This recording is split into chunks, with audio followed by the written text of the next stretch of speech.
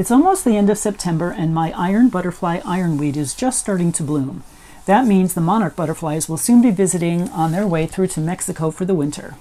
This plant is one of their favorite sources of nectar. I thought I would share how to make one of these origami butterflies. This is a variation of the origami master Akira Yoshizama's classic butterfly design.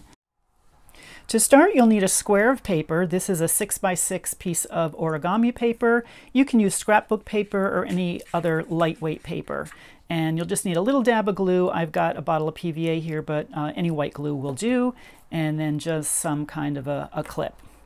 So you want to start with your paper with the design side up.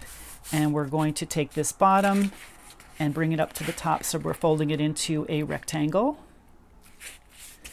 And crease from the center out, open it up, turn it, and then we're going to do the same thing, bringing the bottom up to the top again to make another rectangle, and then make a crease there. Open that up. Now we want to turn it over so that we have the design side down, and it's more in a diamond shape here. So we're going to be bringing this point up to this point on the top to make a triangle. Crease from the middle out, open that up, give it a little turn, and then we're going to bring this point up to this point on the top for another triangle, making a nice crease. Now that we have this all folded, you can see from the first folds that we did, you can give this a little squish here. So we're just going to push these in and fold this into a triangle and then crease these down. So you can see if I do that again, you just have your open square and then you push the middle in and squash it down to make a triangle like this.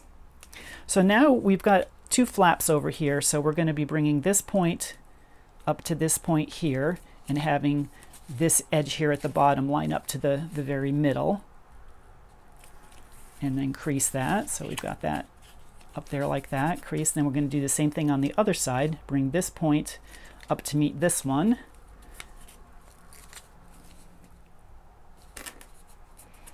And crease that. And now you can turn it over. Actually, I would put the point at the bottom. And to make the butterfly shape, what we have to do is bring this point here up over to the top so that when you lift it up here, you're just going to fold this over just a little bit, the tip of that. I'll show you that again.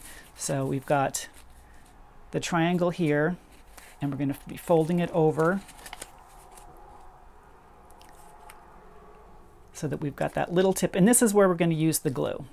So I'm just going to open up my glue here, just put a small dab of glue right there, fold that over, and then that's where I'm going to use my clip. I'm going to use my little quilting clip here to just hold that on there till it dries.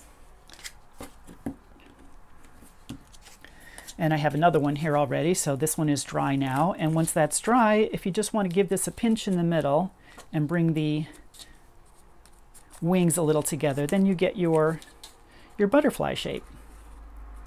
So I did quite a few different sizes here. These were little mini ones that I did at 2.5-inch squares, and then up to a medium size. This is a little bit smaller. This is probably a 4x4.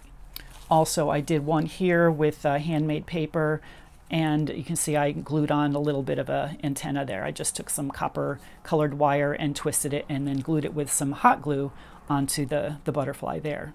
And if you wanted to also, another variation, you could round the top edges there if you wanted to. Here I glued some of the tiniest butterflies to a twig I found in the yard, and it's sitting on a shelf in my studio. I added the one with the wire antenna to this shelf of indoor plants. Now all you have to do is find a place to display your butterflies.